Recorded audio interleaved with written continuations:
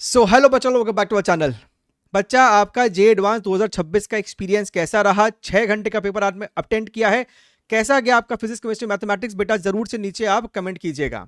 खास करके आपका फिजिक्स कैसा गया? पेपर 1 के बाद मुझे कई बच्चों ने फोन करके भी कहा था कि सर फिजिक्स ठीक ही थी, मैथमेटिक्स थोड़ा सा उनको पिछले साल के ट्रेंड के मुताबिक थोड़ा सा इजी साइड में लगा होगा। पेपर 2 बच्चों को फिजिक्स में टफर साइड में लगा। आपको कैसा लगा? क्योंकि जे एडवांस है बेटा, ये आपको अच्छे लेवल की आती है। हर बच्चे का एक्सपीरियंस अलग अलग हो सकता है।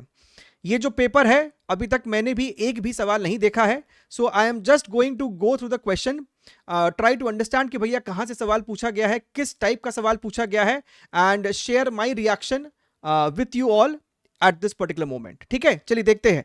ये मैथमेटिक्स है, ऑफकोर्स मैथमेटिक्स के ऊपर हम लोग कोई भी यहां पर रिव्यू नहीं करने वाले हैं। मेरे को अभी खुद को ध्यान नहीं है। ओके, कुछ तो मार्किंग स्कीम को लेके भी ना बच्चों ने मेरे को कहा था कि सर मार्किंग स्कीम में बदलिया चेंजेस आए हैं। यहां पर तो बेटा +3 -1 मेरे को दिखाई दे रहा है, जैसा अपने को हमेशा होता है ना। So this particular question looks like a question of mechanics. They are made to roll without slipping. So आपको रोटेशन का और थोड़ा बहुत सर्कुलर मोशन का सवाल देखने के लिए लग रहा है। एक बार के लिए सवाल का डायग्राम देख के लगता है कि हाँ, सवाल बच्चों को कहीं ना कहीं डरा सकता है। बाकी सॉल्विंग में कैसा रहा होगा आप नीचे कमेंट में बता सकते हैं। ये सवाल आपके पास है, consider a circuit consisting of a capacitor of capacitance C, n number of and so on. There's another coil of length d by 2. Section इतना है। Okay okay okay okay okay, neglecting edge effects all the ohmic resistance, the resonant frequency of the circuit is going to be how much. So alternating current का सवाल देखने के लिए मिल रहा है। आपके पास सॉलिड सिलेंडर है, रोलिंग कर रहा है, विदाउट स्लिपिंग है क्या? विदाउट स्लिपिंग है। सो एक और सवाल हमको यहाँ पर देखने के लिए लग रहा है, फिलहाल एट फर्स्ट ग्लांस ये भी हमको सवाल रोटेशन का ही लग रहा है, लेकिन ये देख के लग रहा है कि डुएबल होना चाहिए, राइट।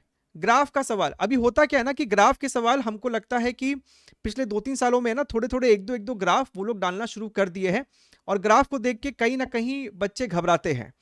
डबल कॉन्वेक्स लेंस यानी कि रे ऑप्टिक्स का सवाल है, the correct plot showing the variation of power in the units of diopter as a function of NL is going to be how much. I think ये सवाल भी आपके लिए डुएबल है, उतना मुश्किल नहीं होना चाहिए। ओके, यहां पर आपके पास मोर देन वन करेक्ट है, and the marking scheme I think has changed after a very very long period of time. +4 है पार्शियल मार्किंग, +3 +2 +1, लेकिन -2 नहीं है, -1 है। यानी कि जो बच्चों का इस पेपर में रिस्क टेकिंग एपेटाइट होगा ना, वो थोड़ा सा बढ़ चुका होगा, क्योंकि -2 होने से घबराहट ज्यादा होती है। -1 है यहां पर। बाकी आपको पार्शियल मार्किंग वैसा ही है। ये सवाल आपके सामने है, and this question looks like a question of your modern physics. उसके बाद एक और सवाल है, प्रोजेक्टाइल मोशन तो दिख ही रहा है, particle is throne speed. Standard सवाल है ये, जो डायग्राम जो अपने को दिख रहा है ना, ये आपको स्टैंडर्ड डायग्राम है, और आपके पास मल्टीपल ऑप्शन है जिसको आपको चेक करना है, लेकिन डुएबल है। ये सवाल आपका मॉडर्न फिजिक्स का है। A quasi-static cycle of monatomic ideal gas contains an isothermal AB followed by blah blah blah. The volume of gas, Qn, the efficiency of cycle is defined as this much. The correct statement is how much. Standard graph based आपका thermodynamics का सवाल है, और efficiency के ऊपर आपके पास है V2/V1 का रेशियो को 8 को इक्वेट करके it is asking different things over here, लेकिन कर सकते हैं। ये सवाल लगता नहीं कि मुश्किल होना चाहिए। ईएम वेव का सवाल है, देखो the wave is travelling in standard, है ना। ये सवाल आप एक बार बताना कमेंट में कि आपने इसको किया है कि नहीं, ये स्टैंडर्ड लग रहा है।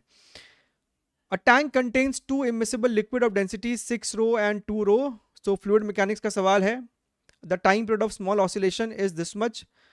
आई थिंक ये आपसे होना चाहिए था, अगर आपका एसएचएम और फ्लूइड दोनों के ऊपर कमांड है, नहीं तो फिर दिक्कत आ सकती थी। और अच्छी बात है कि यहां पर आपको नेगेटिव मार्किंग नहीं है, there is no -1। So I am expecting कि हर किसी ने अगर ट्राई किया है तो कुछ ना कुछ तो आंसर लिखा ही होगा। कार्नोट इंजन है, आपसे 2025 में भी इसके ऊपर सवाल पूछा गया था, लेकिन तब आपको 2 ही इंजन थे वहां पर, एक इंजन था और एक हीट पंप था। यहां पर हम देख पा रहे हैं कि आपके पास 1 2 3 4 5 आपके पास इंजन है और सीरीज में है। But if you understand the basic functionality of a Carnot engine, तो सीरीज में भी आप सॉल्व कर लेंगे। Okay, so this question is from the piston 2 moves freely such that gas in S2 is always at the atmospheric pressure. Initially the difference between the temperature of S1 and S2 is delta T naught. The time it takes for the temperature difference to becomes delta T. Cylinder piston thermodynamics का सवाल है, पहले भी आपको ऐसा सवाल previous year questions में आ चुका है, हम आपको नहीं बोलते थे। अब देखो ये सवाल तो देख के समझ में आ रहा है कि यूनिफॉर्मली चार्ज डिस्ट्रीब्यूटेड है, find the magnitude of magnetic field at the point 0,0,z। सो आपके पास इस पर्टिकुलर कोऑर्डिनेट पे, और z इसका हाइट भी दे रखा है क्या? नहीं, h इसका हाइट है। Origin the cone carries a total इतना, the field at a point itna where z is much more than your capital R and z is much more than your capital small h as well। तो z axis पे ही है लेकिन बहुत दूर में है और आपसे फील्ड पूछा जा रहा है, तो ऑफ कोर्स आपको यहाँ पर एलिमेंट खेलना पड़ेगा। सो कोन में आप लोग किस प्रकार से एलिमेंट लेते हैं उसके ऊपर आपको ये सवाल है, और फिर आपको एक करंट चार्ज, अगर एक समझिएगा आपके पास चार्ज है और ये आपको घूम भी रहा है, तो भैया अगर तुमने एक रिंग ले लिया, उस पर तुमने dq चार्ज ले लिया और इसको तुमने घुमा दिया, यानी कि तुम्हारे पास इसके ऊपर di करंट आ गया। अब एक करंट कैरिंग लूप के वजह से आपको फील्ड कैसे लिखते हैं वो भी बहुत दूर वाले पॉइंट पे, वो आपको लिखना है, फिर आपको उसको इंटीग्रेट करना था। आई होप आपने उस सवाल को एक शॉर्ट दिया होगा। ये सवाल आपको वेव मोशन का है, और जहाँ पे आप जैसे हमारे पास इंटरफेरेंस में कॉन्सेप्ट होता है ना पाथ डिफरेंस का, उसके हिसाब से हम निकालते हैं अपना मैक्सिमा मिनिमा, तो यहाँ पर भी आपको बिल्कुल वैसा ही है, एक ये पाथ है, एक ये पाथ है। So every time you are going to have some path difference, उसके बेसिस पे आपके पास यहाँ पर मैट्रिक्स मैच है, और मैट्रिक्स मैच अमूमन बच्चे करके आते हैं। रे ऑप्टिक्स का थ्योरेटिकल क्वेश्चन है जो कि जनरली जेई मेंस में इस प्रकार के आपको मैट्रिक्स मैच पूछे जाते हैं। आई एम एक्सपेक्टिंग कि भैया क्योंकि सिंगल आपको यहां पर मैच करना है, तो आपने अगर बेसिक्स भी पता है तो आप कहीं ना कहीं से इसका आंसर ढूंढ लेंगे बाय इवन एलिमिनेशन ऑल्सो। बताइएगा कि आपने इसको किया है कि नहीं। 15th नंबर क्वेश्चन EMI लग रहा है मेरे को, ये सवाल EMI का है, और ये अगर तुम सिर्फ इस सवाल की बात करोगे ना तो ये एक स्टैंडर्ड क्वेश्चन है जो कि हर बच्चा मेरे ख्याल से अपने प्रैक्टिस में इसको करता है ना। वही d5/dt है और ये आपको ओमेगा से घूम भी रहा है। So you are having different shapes, तो जिसके मदद से आपको ये पता चलेगा कि भैया आपको कब कब करंट फ्लो करने वाला है, कौन कौन से टाइम इंटरवल के लिए। So I think you can do this question as well, है ना। P है और आपके पास P का जो मैचिंग है ना यहाँ पे, तो हमको लगता है ओके, यस, और यहाँ पे मेरे ख्याल से ओमेगा कांस्टेंट दिया हुआ है क्या, कंटेन्स इतना, the loop rotates about blah blah blah with time period t in a clockwise direction. तो भैया अगर टाइम पीरियड को डिफाइन कर दिया है t, यानी कि आपका ओमेगा कांस्टेंट है, तो ठीक है, ओमेगा कांस्टेंट है, तब ये सवाल आपको और भी सेफर साइड में है। चलिए बढ़िया है, देखते हैं और क्या है। यहां पर आपके पास मोमेंट ऑफ इनर्शिया का सवाल है, रोटेशन का तीसरा सवाल जैसा लग रहा है। सबसे पहला वाला सवाल, फिर एक और सवाल आया था, फिर आपके पास एक और सवाल है, मोमेंट ऑफ इनर्शिया का है। ओके, तो 16th क्वेश्चन आपको यहां पर देखने के लिए मिले हैं। मोमेंट रोटेशन से हमको यहां पर 3 सवाल देखने के लिए मिला है। और क्या है, सो पेपर 1 फेयरली लग रहा है कि आप कर सकते थे। ये हमारे पास पेपर 2 है, पेपर 2 को भी देख लेते हैं एक बारी। पेपर 2 में हमसे कहां से पूछा गया है। So here we have a metal wire of cross section area this much blah blah blah, conductivity assuming conduction electron per atom to the drift velocity of the electron. So in this question you must know every single formula related to your current electricity, जहाँ पर आपको conductivity हो, drift velocity हो, उससे related आपके पास सारे awareness होने चाहिए। यहाँ पर क्या है marking scheme, +3 - 1। A nuclear reactor starts producing a radioactive nuclide। उड़ी बाबा, ये तो कुछ देर पहले मेरे ख्याल से परसों ही हम लोगों ने रेडियो एक्टिविटी का एक बूस्टर सीरीज अपलोड किया था, वीडियो अपलोड किया था। उसमें वी हैव टेकन दिस वाला केस जहां पे आपको प्रोड्यूस भी हो रहा होता है at some constant rate alpha nuclei per second. अब यहां पर उसके अलावा आपको कह रहा है कि भैया डीके हो रहा है तो इतना एनर्जी तुमको प्रोड्यूस भी हो रहा है, विच इज यूटिलाइज टू, ठीक है। उसके बाद थोड़ा सा इसको मिक्स कर दिया है कैलोरीमेट्री से, दैट इज टोटली फाइन। लेकिन आपको अगर आपने वैसा कुछ पढ़ा हुआ है पहले से तो आप इस सवाल को कर सकते हैं। A beam of polychromatic light passes through a prism of itna, the refractive index of the prism, okay, we have this property, itna hai, and so on, is the wavelength at which angle of minimum deviation dm is smallest, then the correct value of dm and lambda minimum is how much. कर सकते हैं, है ना, ये भी सवाल आपको ठीक है. A particle of mass m circular orbit r naught under the influence of attractive force this much keeping its angular momentum unchanged. The particle is displaced radially by a small distance itna, due to which its radial distance varies periodically. The corresponding time period is going to be how much. बच्चे इस प्रकार के सवाल में फंस सकते हैं, but good question है. और क्या है, ओहो हो, बताइए. डायग्राम देख के ही हमको लगता है कि आधे बच्चे की तो आत्मा कांप जाएगी. देखिए, ये जो इस प्रकार का जो डायग्राम वाला सवाल होता है ना, ये बहुत टेम्पटिंग होता है एग्जामिनेशन में, क्योंकि रे ऑप्टिक्स अगर आपका स्ट्रॉन्ग है so you are very much compelled. पिछले साल भी आपको एक सवाल आया था रे ऑप्टिक्स में, जहां पर अगर तुमको ध्यान हो, यहाँ पर शायद कुछ कैविटी किया था और रे डायग्राम बहुत ही इसमें अच्छी वाली बन रही थी, आपको ज्योमेट्री भी था. यहाँ पर भी आपके पास अच्छी खासी ज्योमेट्री भी है, 2 प्रिज्म देख रहा है आपके सामने और आपको चारों ऑप्शंस को चेक भी करना है. सो रिकमेंडेड है कि इस प्रकार के सवाल को शायद आपने आखिरी में ही अटेम्प्ट किया होगा. बाकी इसका डिफिकल्टी कैसा है नहीं है, जब इसको एक्चुअली में सॉल्व किया जाएगा तब समझ में आएगा कि सवाल कितना अच्छे क्वालिटी का है कि नहीं. In a vacuum chamber particle charge 1 microcoulomb 1 milligram projected with the velocity this much XYZ. Electric field भी है तुम्हारे पास, electric field is switched off, magnetic field. Standard question, good. इस प्रकार के सवाल आपको हमेशा ही अच्छे होते हैं, क्योंकि आपको इलेक्ट्रिक फील्ड में चार्ज का बिहेवियर कैसा है, फिर आपने इलेक्ट्रिक फील्ड को बंद कर दिया, चार्ज के पास कुछ वेलोसिटी आ गया होगा, डायरेक्शन भी आ गया होगा, फिर आपने फील्ड ऑन कर दी मैग्नेटिक फील्ड, तो भैया सर्कुलर मोशन का माहौल बन सकता है या फिर आपको हेलिक्स का माहौल बन सकता है, डिपेंड करता है आपको सिचुएशन पे.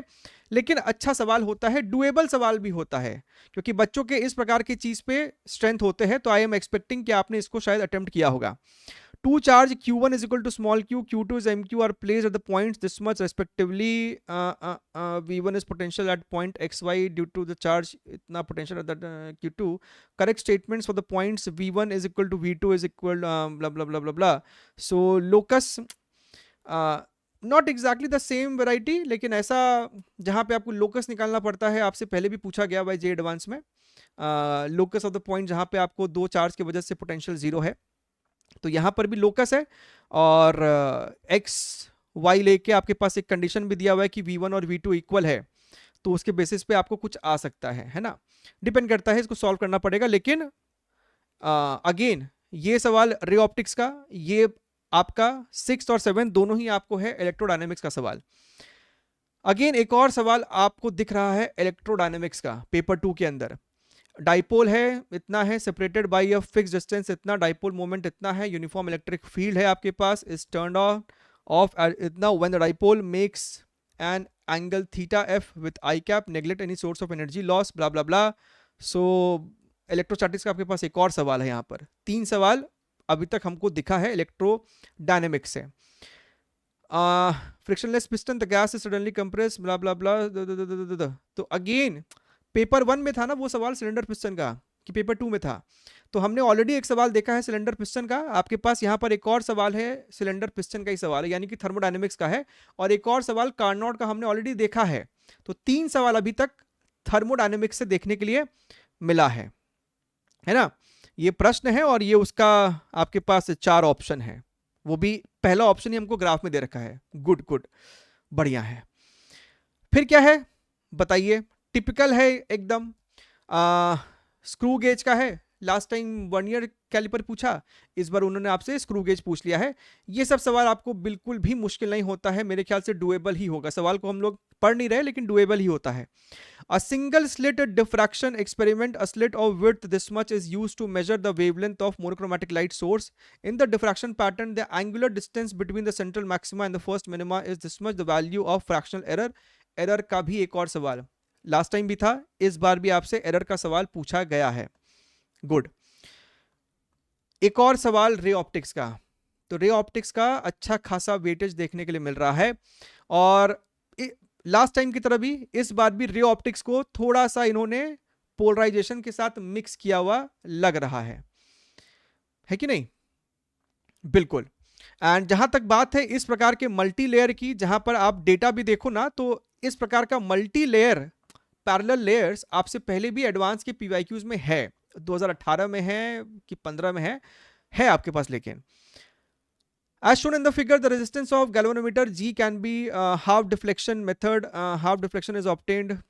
अभी देखो क्या है कि हाफ डिफ्लेक्शन जो मेथड है ना, जेई मेंस के पॉइंट ऑफ व्यू से आप लोगों ने इसको जरूर से पढ़ा होगा, लेकिन हो सकता है कि एडवांस के पॉइंट ऑफ व्यू से आपने इसको शायद इग्नोर किया होगा, जिस कारण से कई बच्चों को ये सवाल स्किप करना पड़ा होगा। आई एम नॉट श्योर, हो सकता है कि आपने इसको किया भी हो।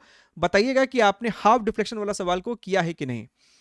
A new system of units, so units and dimension का सवाल है, थोड़ा सा सिस्टम को चेंज कर दिया है, एंड मास का 5 kg 5 metre and so on, but ठीक है। तो डायमेंशन का हमारे पास एक और सवाल है।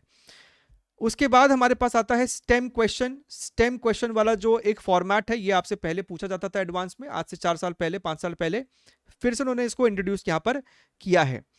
हमारे पास डाइलेक्ट्रिक कांस्टेंट दिख रहा है, ये पैरेलल प्लेट्स है क्या? So is it a question of capacitor? A container इतना insulating vertical walls metal plates M1 and M2 which extend vertical walls, the container is partitioned in the blah blah blah blah, blah dielectric constant, the hole is opened। so अच्छी खासी लंबी कहानी दिख रही है। in both the chamber the space above the liquid has इतना the schematic of container at time t more than 0 as shown in the figure। okay, तो यहाँ पर आपने छेद भी किया है, समझ रहे हो? what a beautiful question। ये हुआ ना, मतलब बीच में पार्टीशन डाला हुआ है, आपने यहाँ पर छेद भी कर दिया है, तो यहाँ से आपको इधर भी जा रहा होगा, और इसका डायलेक्ट्रिक 15 है, इसका 1 है। मतलब ये जब आपको ऊपर उठेगा तो ऊपर 1 वाला रहेगा, लेकिन नीचे आपको 15 वाला रहेगा।